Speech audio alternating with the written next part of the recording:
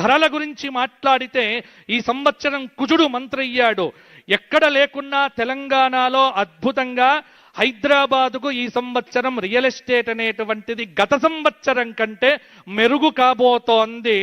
భూమికి సంబంధించినటువంటి కొంత అభివృద్ధి అనేటువంటిది ఈ సంవత్సరం తప్పకుండా కనిపిస్తుంది.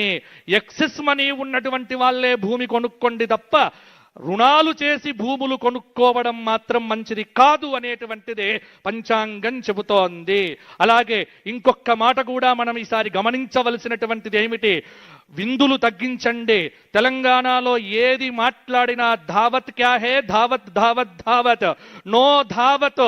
ధావత్తులు వద్దు, అందరు ఇంట్లో తినండి, చక్కగా ఉండండి. ఎందుకంటే ఈ సంవత్సరము విపరీతమైనటువంటి రేట్లు పెరుగుతాయి, ధరలు బాగా పెరగవచ్చు.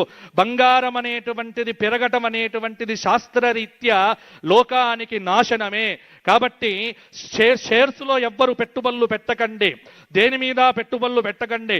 10 రూపాయలు మిగిలితే మీ బ్యాంకులో క్యాష్గా దాచిపెట్టుకోండి తప్ప ఇంకా ఖర్చులు అదుపులో పెట్టుకున్న వాడికే ఈ సంవత్సరం బాగుంటుంది అని మనకు చెబుతోంది.